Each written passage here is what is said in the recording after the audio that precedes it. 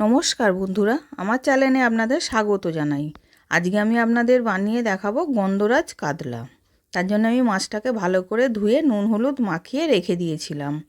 এবার কড়াতে তেল গরম করতে দিয়েছিলাম, তেলটা গরম হয়ে গেছে, মাছটা দিয়ে ভেজে নেব। এবার মাছটা দিয়ে দিয়েছি, এবার একদিকটা ভাজা হয়ে গেছে, আমি উল্টে নিচ্ছি আর একদিকটা। এবার উল্টে পাল্টে দুদিকটাই ভাজা হয়ে গেছে, এবার আমি নাবিয়ে নিলাম।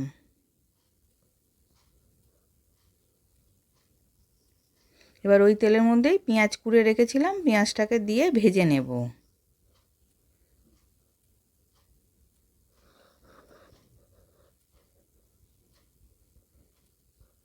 এবার পেঁয়াজটা ভাজা হয়ে গেছে, ওর মধ্যে আদা রসুন পেস্ট দিলাম 1 চামচ, দিয়ে ওটাকেও ভালো করে কষিয়ে নেব যাতে কাঁচা গন্ধটা চলে যায়। এবার ওটাও ভাজা হয়ে গেছে, এবার আমি টমেটোকে কুড়ে রেখেছিলাম গ্রেটারে, টমেটো কুড়াটাও দিয়ে দিলাম। 1 চামচ কাঁচা লঙ্কা বাটা দিলাম, হলুদ গুঁড়ো, কাশ্মীরি লঙ্কা গুঁড়ো, স্বাদ মতো নুন দিলাম। আর গন্ধরাজ লেবুটাকে সবুজ অংশটাকে কুড়ে দেব, সাদাটা যাতে না যায়, সাদাটা গেলেই তেঁতো হয়ে যাবে।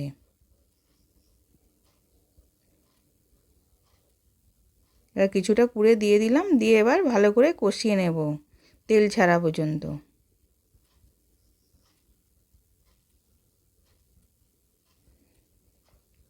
এবার কষিয়ে তেলটা ছেড়ে গেছে, এবার আমি ওর মধ্যে জল দিয়ে দিলাম।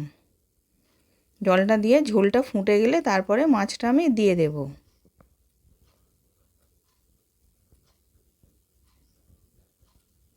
এবার ঝোলটা ফুটে গেছে, এবার আমি মাছগুলোকে দিয়ে দিলাম, দিয়ে ভালো করে ফুটিয়ে নেব।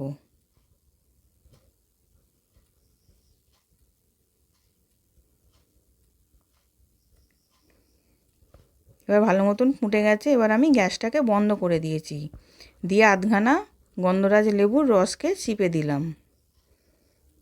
আর ওর মধ্যে আমি 4-5টা গন্ধরাজ লেবুর পাতাও দিয়ে দিলাম, দিয়ে ভালো করে মিশিয়ে নিচ্ছি।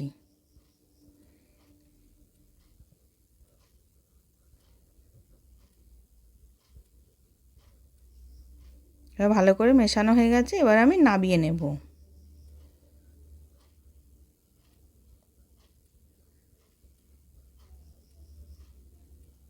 এবার সার্ভ করার জন্য রেডি। আশা করছি ভিডিওটা ভালো লেগেছে। আমি হাজির হব আর এক নতুন রেসিপির সাথে।